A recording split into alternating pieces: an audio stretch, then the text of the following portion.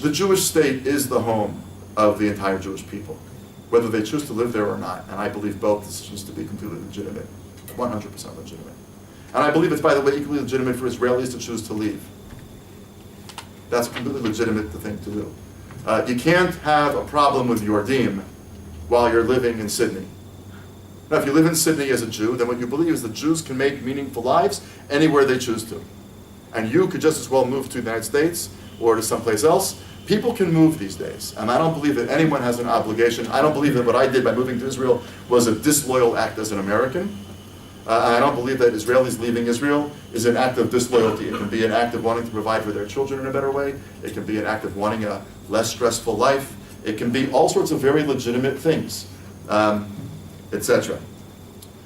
But what I would say is, first thing we need to recognize is that the Jewish state is the home of the entire Jewish people, and all Jewish people have a stake in its flourishing and its survival. And at the same time, not everybody is on the line in quite the same way. And to add one other factor, we need to understand that we live in a world, especially with technology being the way that it is, in which is that anything that gets said, especially in today's climate, which is marginally critical of Israel, is going to get used in some way, taken out of context, but used against Israel. My own personal view, my own personal, I would say, setting or parameters for myself is the following. I believe that diaspora Jews and Israeli Jews all have not only a right but an obligation to try to see Israel become a better country. I believe that criticism of Israel needs to be done. David Hartman says it, do it like a mother, not a mother-in-law. It's a good line, but it's a little bit nasty. I would say it, do it in a way that makes it clear it's a parent who is chastising out of love and not out of the enjoyment of chastising. That's the image that I use. I don't think that parents who never chastise their children are good parents. They're pretty much failed parents. But hopefully when we chastise our children, and in different ways when they're 5 and in different ways when they're 25, but at both and in between and beyond, they need to understand that what we're saying is we're saying something because we love them. And we want them to be the best human beings they can possibly be. I think what we have an obligation and a right to do is to express to the Israeli community, the Israeli government, whoever the case may be, our disappointments when we're disappointed, but to make it clear both to the object and to the listeners in that this is criticism born of love and of genuine concern. I think that those people who think, my country right or wrong, that is not the kind of support that Israel needs.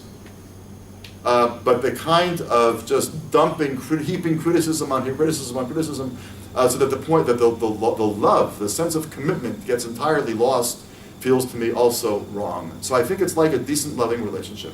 And I prefer to use the parental model more than the Hartman model, but everybody uses their own metaphor.